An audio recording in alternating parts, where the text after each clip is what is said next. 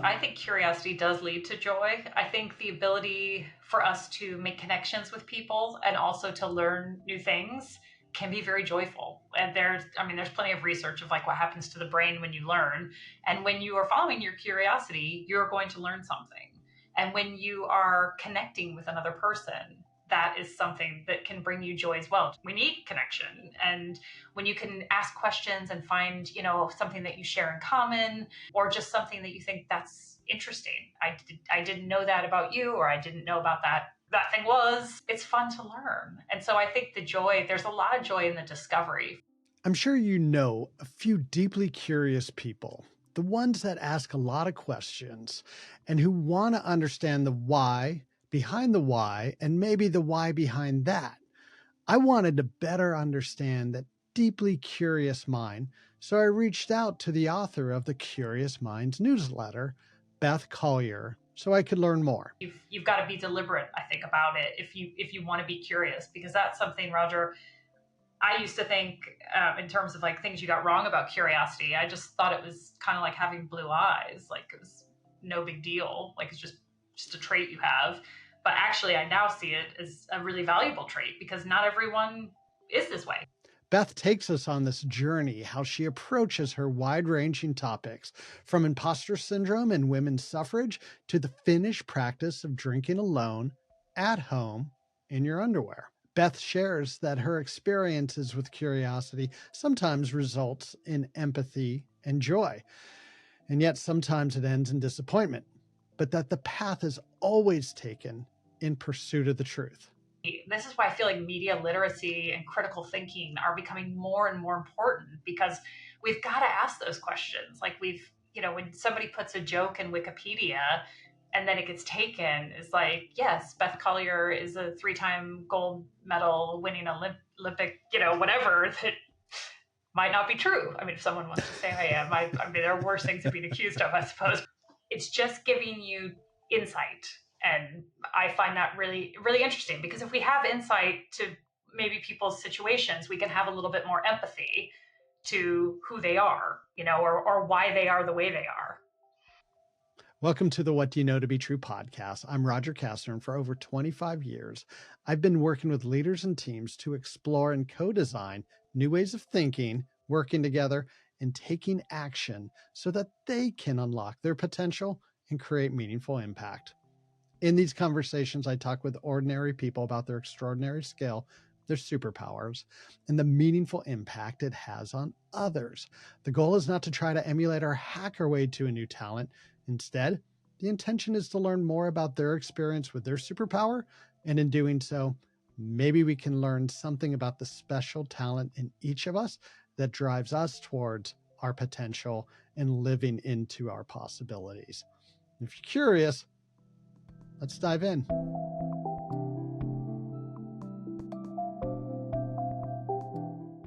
Hey, Beth, thanks for joining me today. I'm grateful for the conversation we're about to have. Well, thanks for inviting me, Roger. It's nice to see you. I'm really excited to learn more about your superpower of curiosity. But first, I want to know a little bit more about you. What I do know about you, you're a wonderful writer where you explore the things you're curious about, and it covers a remarkable range of topics, from creativity to pop culture, from history to business strategy. But before we go too far, what else is important for us to know about you? Well, you've touched on part of it with curiosity, I think. The curiosity kind of leads into a lot of my life story. I'm from the U.S. originally. I grew up in the Midwest in Indiana, and then I've lived and worked in California, moved to New Zealand, and then now live in London. And I've spent my whole life kind of working in communication, helping people really get their points across, helping them with public speaking and storytelling, but previously through corporates. But now I do that on my own through my own consultancy. And as a communication expert, it's no surprise that you enjoy writing. And with a superpower of curiosity, it makes sense that you would write about the things you're curious about. However, what surprises me is the depth of research of your topics, and you demonstrate that your curiosity is like on steroids in your writing. You make the interesting fascinating. Whether you're Oh. writing about the Finnish practice of drinking at home alone in your underwear, the life and legacy of MC Hammer, which as a Bay Area, as growing up in the Bay Area, I'm a big fan, or why every watch advertisement has the watch face pointing at 10:10 plus or minus a minute. And once I read that, I see it everywhere now. I've told people and they tell me they now see it everywhere. And I'm like, you got to read Curious Minds by Beth. You not only tell the story, you tell the story behind the story in such a fun and enjoyable way.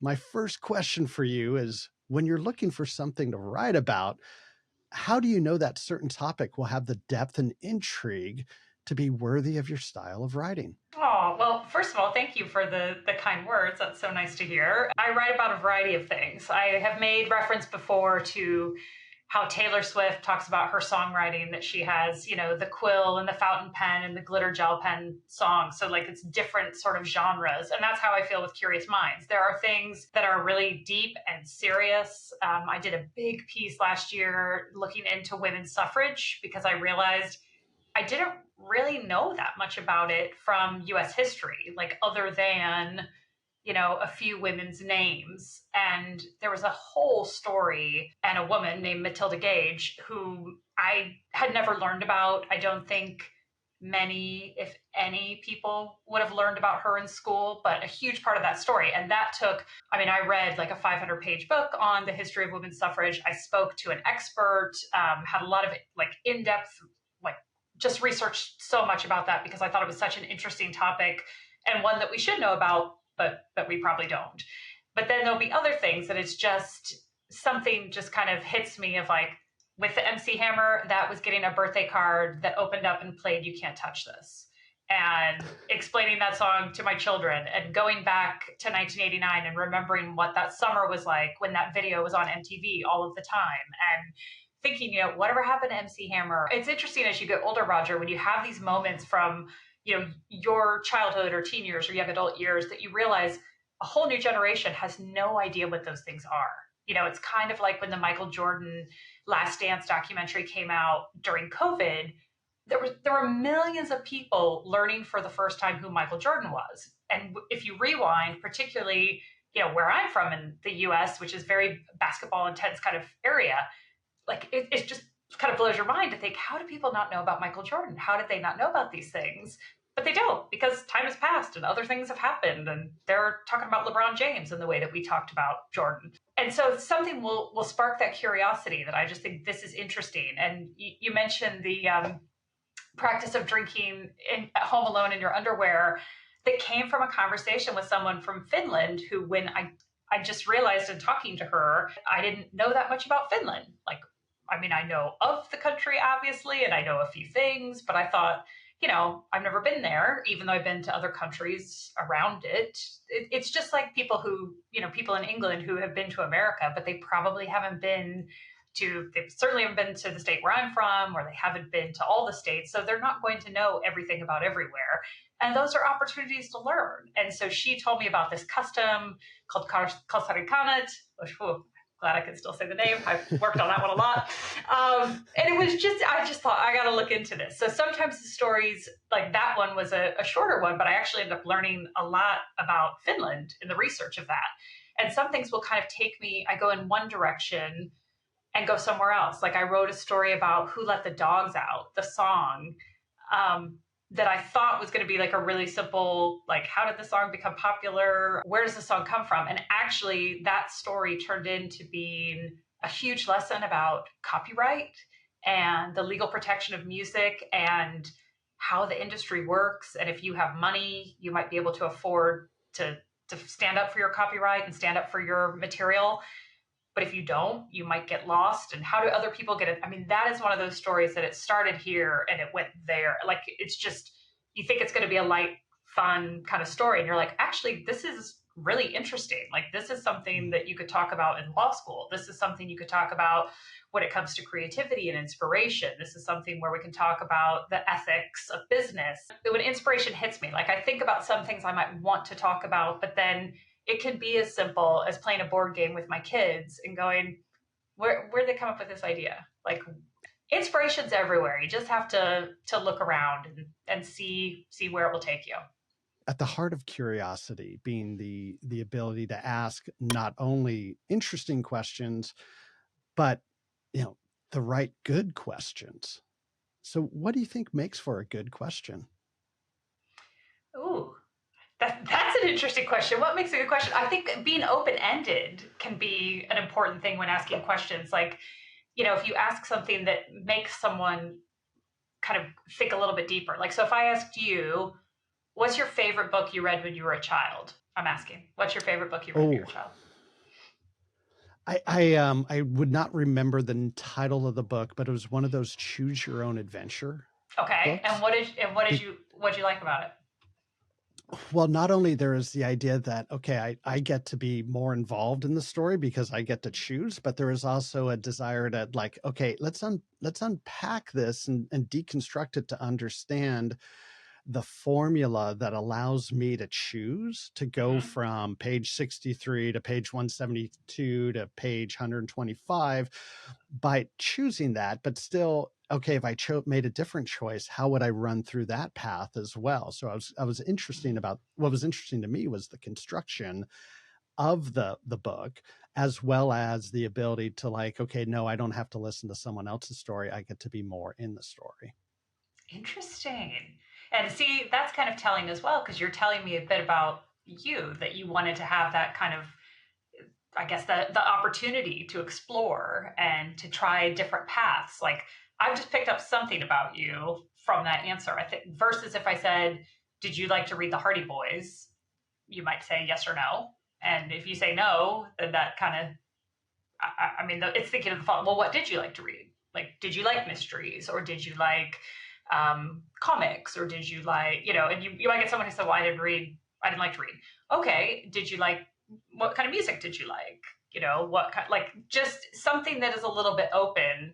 And I think the trick too is listening for where can, what are you saying to me that I can then pick up and go, okay, well, here's a follow-up question to that, versus these are the 3 questions I'm going to ask you. I'm just going to go down the list. Like if I ended something saying, yeah, I like Choose Your Own Adventure. They were really emotional for me. And I went, okay. And what was your favorite sport when you were 8? It's like, oh, you could kind of leave someone hanging of like, I thought we were going to explore this a bit. Just an open-ended question. The framing of it just invites a little bit more thinking maybe, and encourages people then to ask a question if there's something they want to know more about.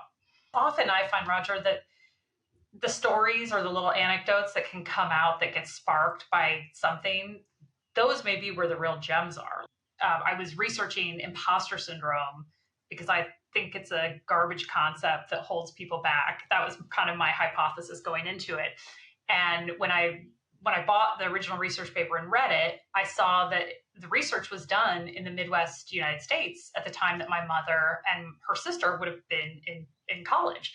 And so I thought, I'm going to ask them, like, what was it like to be a smart woman in those environments at that time? And it was interesting because my mom shared this anecdote with me about a man who had a column syndicated in national newspapers newspapers across the United States called the Worry Clinic. And he was giving advice 5 times a week, a lot of it relationship advice to women.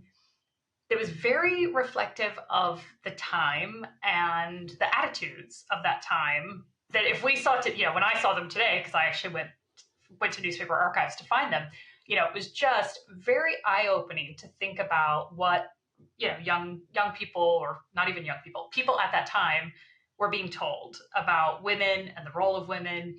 And one of his things was, if a woman was struggling in her relationship, if your husband's not paying you enough attention, or if he's having an affair, that it is your fault as the wife. And his line was about the quantity and quality of boudoir cheesecake you are serving. So if your husband strays, it is your fault because you're either not serving enough or a high enough quality of what he called boudoir cheesecake. And he used that obviously to mean sex, but it was a G-rated way of saying sex at the time.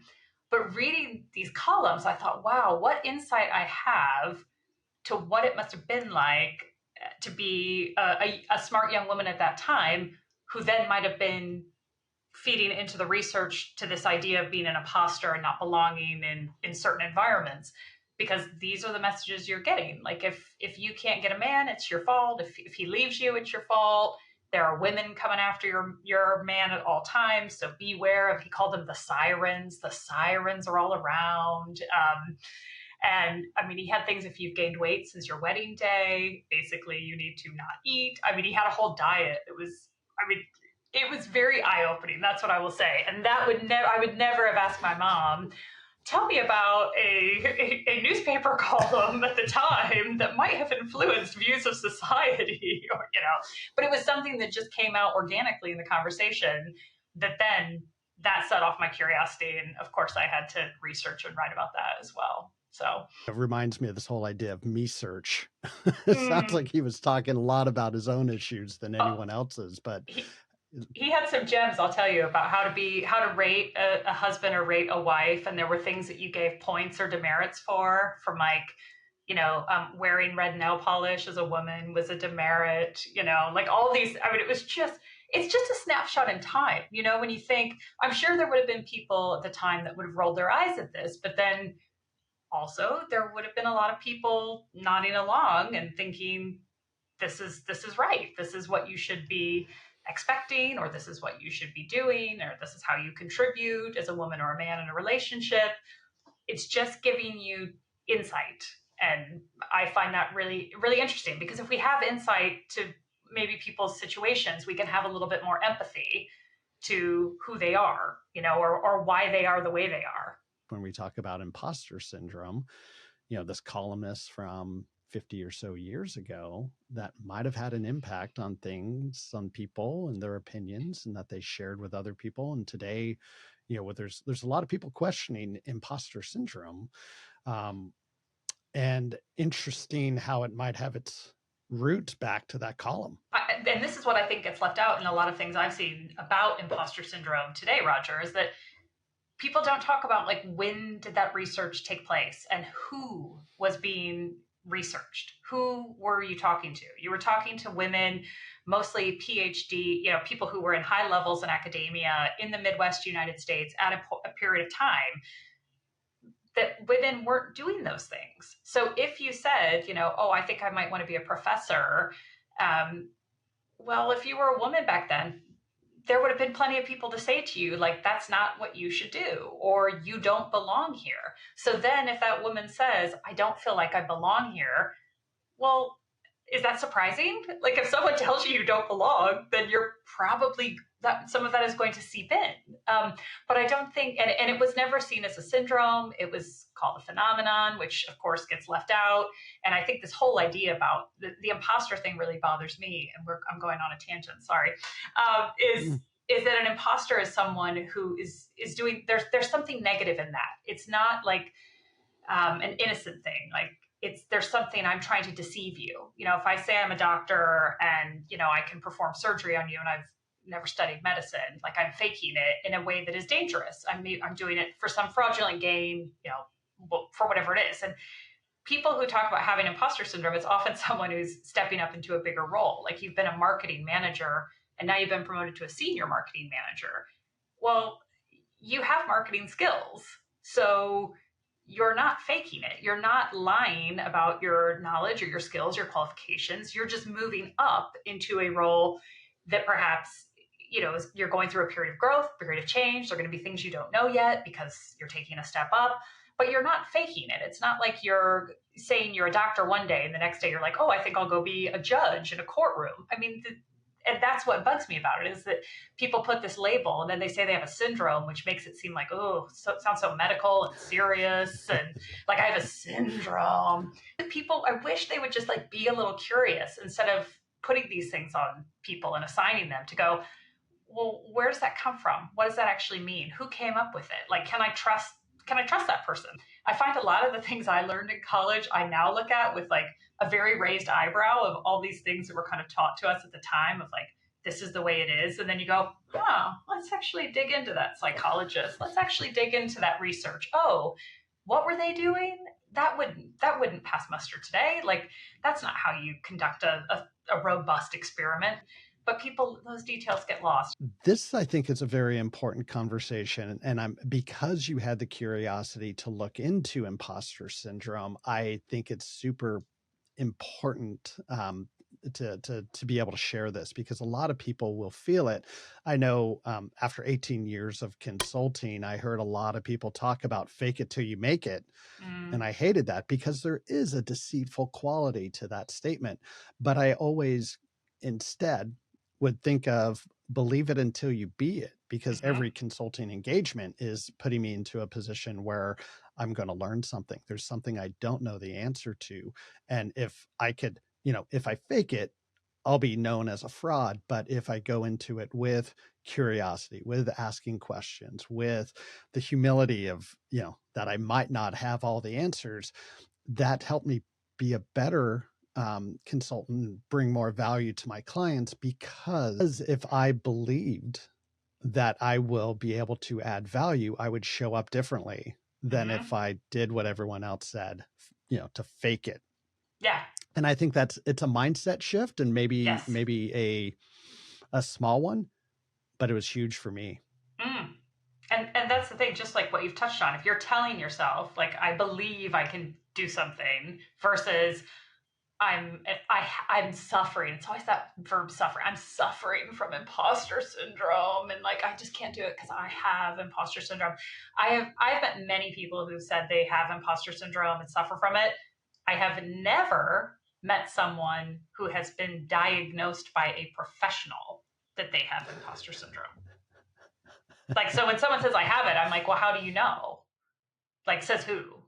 Like, just, again, curious. Like, why do you think you have? Oh, well, because I don't feel like I know what I'm doing. Okay, well, what do you know? Like, you're in a new organization, you're in a new job, you're in a new industry, whatever it is. Like, it's going to take you time to learn how to do that. It's like looking at what do you have? And if you have that, as you say, that mindset, if you have that growth mindset, I can learn. I don't know it, but I can learn it. I believe in my ability to learn. I believe in my ability to ask questions, to be persistent. Like, those are all valuable things. Like, we all know more today than we knew 10 years ago, I hope. So it's looking back at the evidence of like, well, I've done hard things before, so why can't I do it now? To be curious is not only an innate interest in, why things are, but also a belief in, or a sense of agency around, like, I not only have the right, but I have the ability to go find out why. And it's my, I'm perfectly within reason to go find out why. How do you respond to that? There's definitely a lot that goes into mindset of like, I can do it, and what you're telling yourself. It's the messages you tell yourself. If you say, I can't do this, I don't know how to do this, nobody likes me, I'm going to fail, those aren't great messages to tell yourself. And so I'll say, like, well, what would you tell your best friend in this situation? Like, how would you talk to that person that you care about and love? Well, you may not, and maybe some of the people are awful. Maybe they probably don't all hate you, but like, sometimes I think that's one of the things that gets left out of imposter syndrome is talking about the culture you're in. Like, I've been in plenty of rooms where people don't look like me and they don't sound like me and they maybe don't think like I do. But those are opportunities for me to add value, because, when I'm sitting around a table, let's say with a group of men who are older than I am, and they're making decisions about their HR policies, including things around maternity, and none of them have never had a baby. They've never been on maternity leave. They don't know what it's like physically to be pregnant. They don't know any of that. Hey, I might have some views that would be useful here, Similarly, I would look for people from different parts of, with different lived experiences to tell me. It's not like, well, oh, I read a book about this, so or I went to a conference. It's like, hey, if you've got firsthand knowledge about that, let's hear it. Let's share it. Let's learn kind of from others. But that's where you got to have the mindset, I think, to be open to what you don't know, and to learn, to just be open to learning. So what or who inspired you to have this superpower of curiosity? To be honest, I think it comes from growing up in a small town in Indiana. My parents were really good at helping me kind of grow that curiosity about the rest of the world. I think, in particular, if I think about my mother loves to read, and she took me to the library. I can remember summers going to the library and like filling up the station wagon with like, because of course there was a competition, Roger, so I wanted to win. Competitive streak coming out, but so reading a lot of books and getting in those books, like you're learning, a book. I think reading is so important, just to take you into another world and another person's perspective, another person's story, just to see what you can learn, and the creativity and just all of that. I think reading was huge, just being curious about, even if I think about in kind of early teen years, reading, The Outsiders, to talk about, what was life like for the greasers and the socias at this point in time. Again, I don't live in Oklahoma. I never lived in Oklahoma. So and at that time period. So it's just telling you a story about somebody's perspective at that time. Roll of Thunder, Hear My Cry, by Mildred Taylor, was a book I loved. That, again, telling another story about a family in the South, what it was like to be. The messages of racism and inequality, and things that I wouldn't have been able to understand firsthand, but by reading the story, it just gave me someone else's perspective. So I think reading was a huge thing of just like being curious about how do people live, what are people's lives like. And then I think my father was really good at helping us. Like, he had varied interests. Like, I can remember as a child, he was very musical, and he's taking me to the theater and kind of opening my eyes to those things. Even if it was classical music that I didn't want to listen to, there was still that kind of understanding of different things that were out there. And getting to travel and see other places in the world, to see, like, I can remember just the topography changes. Like, if you grow up in one place in America, you might not realize how vast our country is. Like, I've said to people, if they say, oh, Americans don't travel enough, and first, they're not curious enough to know, well, we don't have the same vacation that other parts of the world do, number one. And number two, there is so much. Like, if you actually get in your car and drive, you can explore so much in the United States. And from mountains, in Colorado, and then you're in the Red Rocks, and the Grand Canyon, and you come along the Pacific, coming up to your turf, the beautiful oceans, and redwood forests, and all of this. Like, I come from a place where the land is flat. We have no ocean there, and Lake Michigan at the top of the state. But when you don't grow up with those things, and you start to see them, you're like, oh wow, this is really interesting. Just seeing these different things, it just made me really curious about the rest of the world. Like, what else was out there? And it's fine. Like, there are places I've been that I think I would never want to live here, or I'm glad I don't live here.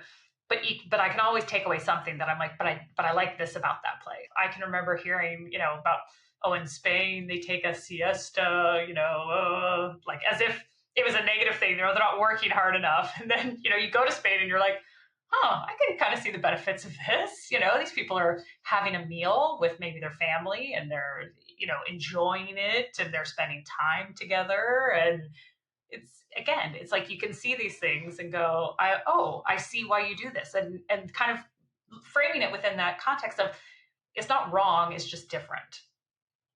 And I think that's important when you're traveling a lot, is to just think, it's not wrong, it's just different. Unless we're talking about washing machines in the UK, and those are wrong. The United States ones are superior. That's a hill I'll die on. It's different, but it's wrong. Like, it should not take this long to do laundry, Roger. I can't even tell you. America's figured it out, and I wish they would share their secrets with every manufacturer of washing machines and dryers around the world. Yeah, it's important public service announcement for everyone in the UK. There is a better option. But what strikes me about that response is that you come to a fork in the road where you're presented with new information. And I'm either channeling Walt Whitman or Ted Lasso, and it could be the same. around, don't be judgmental, be curious. Yeah, well, Walt Whitman didn't actually say that quote. Just a little bone to pick with the Oh, writers of Ted so Lasso. I'm like, I know it sounds good to say it was Whitman, but I don't think he did. It's funny you say. Well, Go I on. know your article that came out today was about attributing quotes to the wrong people, and I want to tell you the story of I was quoting. I thought I was quoting Albert Einstein with the Einstein definition of insanity, of doing the same thing over and over again and expecting a different result, and then finding out, that's also been attributed to Mark Twain and to Ben Franklin. And so I was giving a presentation, and I actually put up all three pictures of these old white men with balding and long flowing hair. Doesn't look anything like me. But anyway, like these three guys, and it's like, hey, we all know the definition of insanity, and yet we keep attributing it to one of the three people, but we might, it's wrong. It was kind of meta in that way. What did you learn about the research? I haven't had the chance to read your article because it just came out, and I was a little busy preparing for today. It's early for you. Yeah. Well, it's this funny thing about, like, sometimes you hear these quotes and, like, you really like them. Like, I like that Henry Ford, the thing that, Henry Ford said if I'd asked people what they wanted, they would have said faster horses. Like, sounds really good, right? And it's great to use when you're talking about, innovation and customer experience and, research and blah, blah, blah. But Henry Ford didn't say it. And I contacted the Henry Ford Museum because I heard it said in some event I was at. And I was like, I wonder if he really said, like, there are certain things that we can look back and we can go, right, I know when that was said because, I heard it myself in the room, or I saw something, but there are a lot of these other things that just kind of become stories of, like JFK going around NASA and there's someone sweeping the floor and JFK says, what are you doing? And he says, I'm helping us get a man on the moon. It's a nice story. We're all contributing. We all have a purpose, the greater purpose. Not true. Don't let the truth get in the way of a good story. But and so on this one I shared today, it was about, there's first the Henry Ford, but then there's also a quote that often gets attributed to Maya Angelou about people will forget what you said and people may forget what you did, but they'll never forget how you made them feel. And it's a really lovely anecdote. Don't say it. Don't say it. She didn't say it. She didn't say it. And it's attributed actually to somebody from the Mormon Church from the 70s. But what's really interesting about this one with Maya Angelou, because she did say so many great things. So we've got plenty of material from her that we can use if we want, an inspirational quote. But what's interesting is there was a little book that came out in the 80s called Life's Little Instruction Book, and it had these little quotes, kind of, chicken soup for the soul, sort of, like these nice little pieces that you wouldn't disagree with, but they maybe coming from a certain person, if I can hear it in James Earl Jones's voice, it suddenly sounds profound, like, yes, a journey does begin, of 1,000 miles does begin with a single step. Thank you, Darth Vader. And so, because Maya Angelou is one that, she's got such stature and, such reputation, there are agencies that represent people like that. So, like your Einstein and, other estates of people who are famous that maybe you want to put their picture, their name, or name, image, and likeness, and you have to pay them. So if I want to put a quote from Gandhi, someone represents the family and I have to pay some amount of money. And I found the people who represent Dr. Angelou. And so I contacted them to say, can you tell me when she said this? Like, was it, I can't find a journal, I can't find an essay, I can't find a book, I can't find a speech, I cannot find this anywhere. Like, but surely, like, you would be the ones to know. And they could not, but what they told me was that I needed to pay if I wanted to use it. And when I kind of went back with, like, but if you can't tell me that she said this, like, surely you wouldn't charge me money if you can't confirm that she actually said this. And then our conversation kind of ended at that point. And I found something where Dr. Martin Luther King, there was a monument to him that was made that included a quote that had been changed. And it was Dr. Maya Angelou, who had spoken out about it, who was very angry of, like, these are not his words and you shouldn't be changing his words. So to my mind, that says that she cared. And I mean, obviously as a writer, I believe she would have cared about words. And for people, like, I think we show respect by giving people credit where they deserve it, and also giving them the word, putting words in their mouth that actually came from their mouth. It's no fun, Roger, to find out that these things that you're like, oh, I got this great Walt Whitman. Because when I saw that Ted Lasso episode, first thing I did was like, I wonder if Walt Whitman really said that. It's kind of like the goldfish that forget. I mean, that's not true either. So the writers of Ted Lasso, they do like to have these nice little, anecdotes, but obviously, the fact checking is not as important as the aw shucks Kansas quality of their hero. So yes, that's why we have to be curious to look in these things, because especially now, if you put in, you could put in anything that you think, oh, maybe this is a Mark Twain, anyone who's like quotable, like an Einstein or a Mark Twain or a Maya Angelou. And you can find these things on the internet where it'll say, like, there's their picture and there's the quote, and it looks pretty official. And you can find a lot of search results that will say, here are these quotes by so-and-so. And it's in digging more that you might find, like, no. And often, like, there was a quote by George Bernard Shaw about communication that I wanted to use in something. And sure enough, it's like, and I even saw on someone's LinkedIn profile recently that they had this, it's like George Bernard Shaw, it's like, didn't say that. And it's the person who said it is not as, not a name anyone would recognize, but I bought his book and I saw it in there. My favorite thing with Maya Angelou in particular is there's an interaction that she did with Oprah Winfrey where she says, when somebody shows you who they are, believe them. And it was in a TV episode. So I've seen the clip. So I feel confident saying you can use that quote. It's going to get harder, Roger, because with AI, who knows what genius things we can say we said first, and put it out there on the internet. Be like, no, I was the first one to say that. What do you mean? No, I wrote all those famous advertising campaigns.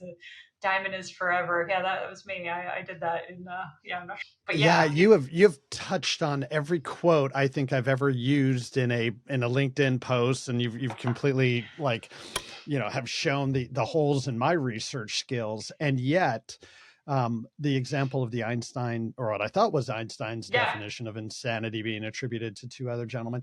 I had this experience with AI recently. I was doing a little research for a presentation I was going to give, and it gave me some research by Amy Edmondson, which I then I shared with someone else who was who was reviewing my presentation, and they're like, I don't think Amy Edmondson ever said this. And so then I went on to the Google to find out, did she ever say this? And nothing came up. And I went back to ChatGPT and I said, well, tell me where this shows up. And it points to two articles. I go and, do a find now sort of function to find these words, and it doesn't show up. So I go back to ChatGPT and I said, is this a hallucination?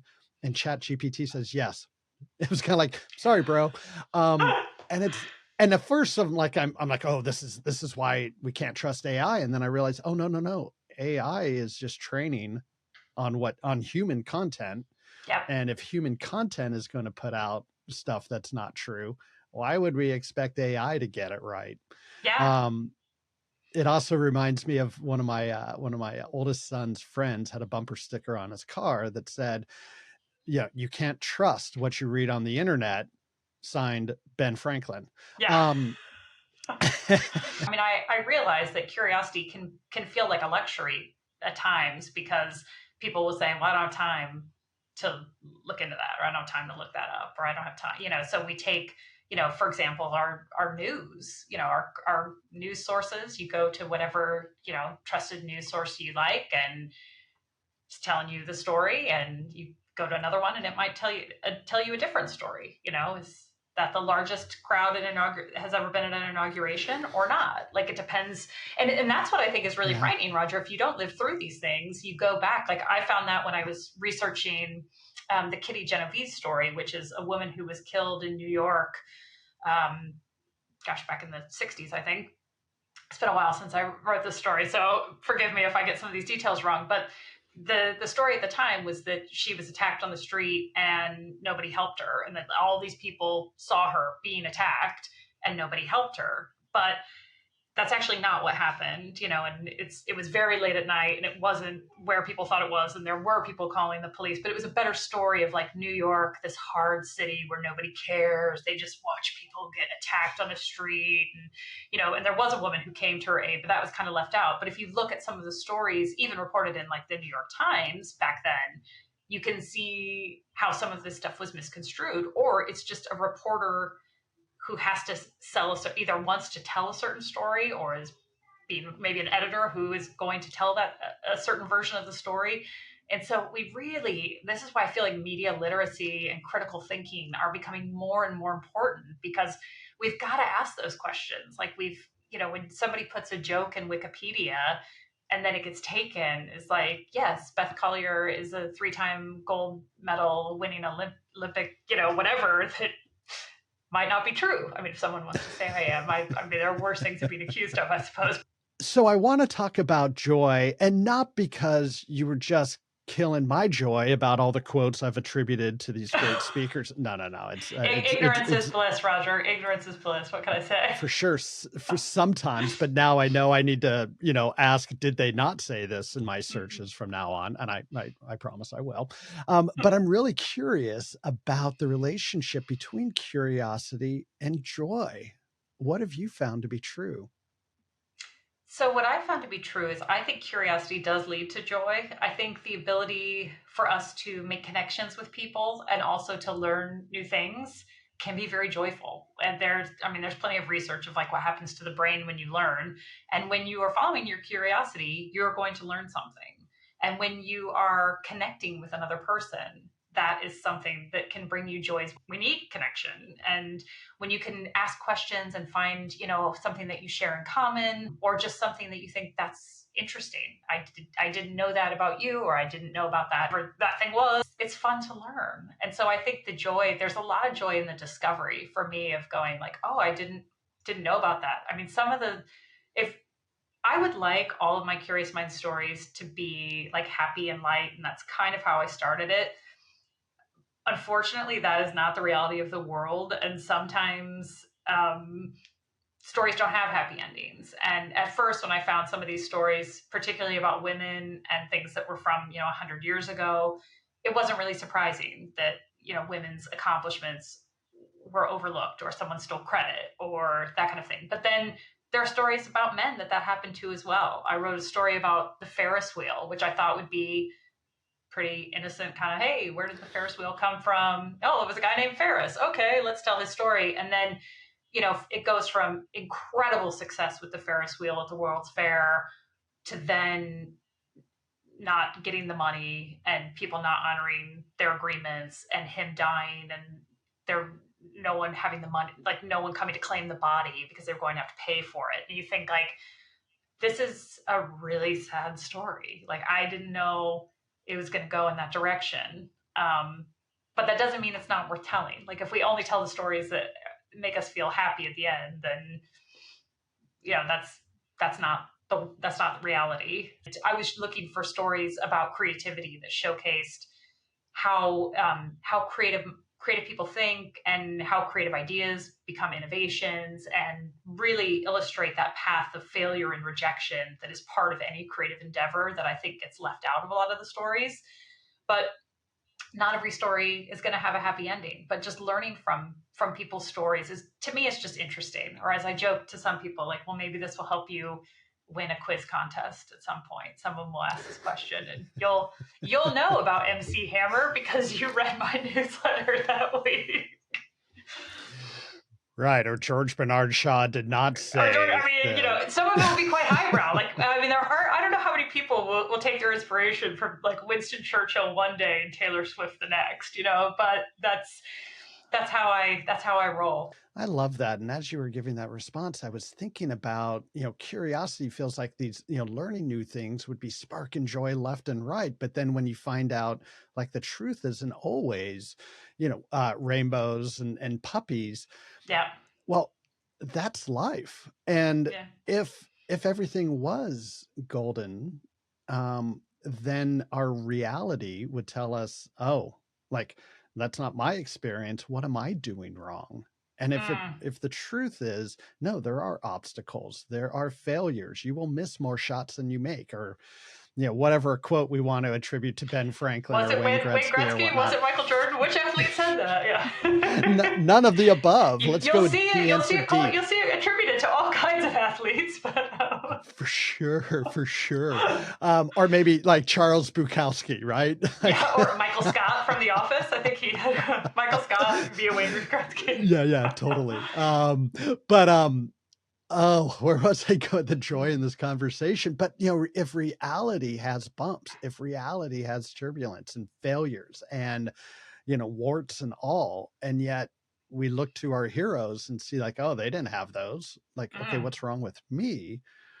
I think we're setting ourselves up for more failure, not only from our own experiences, but the mindset in which we go into it. So I really appreciate this idea of like curiosity. Sure, there's joy, but at times, when we find out the truth, it ain't pretty. And that I think sets us up for a better mindset for approaching the work that we do. Yeah, and to know that like some things haven't changed, that there's nothing new under the sun in some cases, that you think ideas, people take credit for other people's work, ideas get stolen, the good person may not get the lion's share of the profits from like these things have been happening for a long time. And maybe just in knowing those stories, it gives us some kind of insight, or maybe makes people feel less alone to know that actually this is reality. Sometimes the world isn't all sunshine and roses. And what can I learn from this? So what's next for you and your superpower of curiosity? Oh, good question. Well, I like to find things that someone might say, I've never heard of that person, or I've never thought of who might be behind that idea or item or product, whatever it is. So I'll probably do that. And then I don't know, we're also coming up to March Madness with basketball. So there may be a basketball story. We'll see. I've already looked into the origin of March Madness, so I've got that one. So Beth, are you ready for the lightning round? Oh, okay. I hope so. We'll find out. Yeah, I'm sure that competitive spirit will come out and you'll be on top. So fill in the blank. Curiosity is essential. Who in your life provides curiosity for you? No, I mean, it can be random people I meet sometimes, just conversations. If somebody says something, like I never know who's going to say something that might set my curiosity off. You've got to be deliberate, I think, about it if you want to be curious, because that's something, Roger, I used to think in terms of like things you got wrong about curiosity. I just thought it was kind of like having blue eyes, like it was no big deal, like it's just a trait you have. But actually, I now see it as a really valuable trait, because not everyone is this way. Not everyone asks questions about things or thinks about things in certain ways. Not everyone's like that. So it can be a point of difference and a point where you can add value. What is one thing that gets in your way of curiosity? Probably time. It does take time and it takes effort. If an audience member wanted to ask you a question or follow you, where would you point them to? So I point them to LinkedIn. I share a lot of information on LinkedIn for starters. And then I would also point them to my Substack, Curious Minds, which is bethcollier.substack.com, where I share a story every week on Fridays of something I'm curious about. Beth, this conversation has been such a pleasure. I have really enjoyed this exploration into the curious mind of Beth Collier, and it has been a wellspring of joy. It has been inspirational in not only for me being more curious, but also for me better fact checking the quotes that I put out there. And I really appreciate you taking the time to share your superpower with us. Thank you very much, Beth. Thank you, Roger. It's been a pleasure to talk to you. And I was just going to ask you one final question, which is, did you enjoy this conversation, or would you rather have been mud wrestling? And for listeners that might not know, that is me doing a callback. I didn't mention this to Roger before, but I listened to an episode that he did where he interviewed his mother, and what insight it gave me to who Roger is as a person, since Roger and I have not met in real life, in person. But all of the lovely traits that Roger shows coming through these conversations, I could draw a nice little line there to his mother, who just sounds like the most lovely person. And she had a bumper sticker on her car that said, "I'd rather be mud wrestling," which I thought was also a little insightful gem to your mother and her sense of humor and how fun I thought she probably was to grow up with. Oh, so much fun. And, I have to admit, I've never been mud wrestling, so I can't actually honestly answer the question. But I gotta say this conversation is probably, again, I'm making an assumption, but much better than mud wrestling, because mud wrestling is one of those ideas where it sounds fun, but I imagine like a week later when you're still flaking off mud from the various crevices of your body, it's like, that was a bad idea.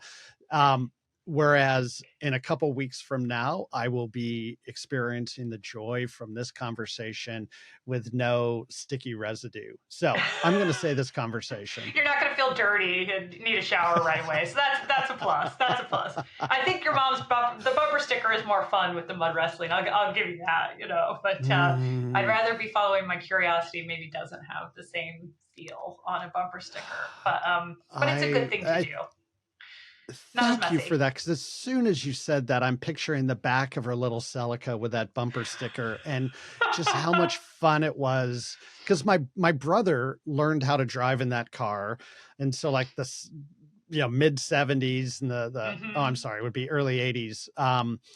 We would have been driving around the Bay Area, and my brother learning how to drive with my mom in the passenger seat and me in the back seat, sort of tucked away and like hard to see me, but I would be looking out and watching people drive by, looking as like, who's driving this car? And that was a little gift of joy you just gave me for that memory. So thank you. Oh, well, I love the chat with you and your mother. So she sounds like such a fun lady. So absolutely. Thank you, Beth. Thank you, Roger. Thank you all for being here in this conversation with us. And thank you, Beth, for giving us a glimpse into your deeply curious mind and ensuring that we fact-checked every quote that we were about to put on a slide from now on. The question I'm asking myself after this conversation is, where can I be more curious about the truth and maybe less curious about how I can prove myself right? What Do You Know to Be True is a Three Blue Pens production, and I'm your host, Roger Kastner. We are recording on the ancestral lands of the Duwamish and Suquamish people. To discover the ancestral lands of the indigenous people whose land you may be on, go to native-lands.ca. Okay, be well, my friends, and love you, mean it. Welcome to the What Do You Know to Be True So it's bethcollier.substack.com and not benfranklin.com. Anyway. Yes, although we often get confused with each other, but I do not have the same number of illegitimate children that Ben Franklin had. So I know how many I've had. So curious minds want to know. I know. That was definitely not in the history books. What?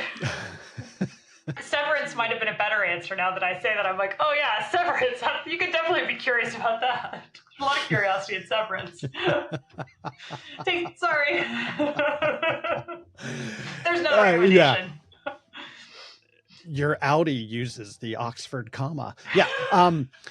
So what is your one Audi thing that misquotes famous people all the time?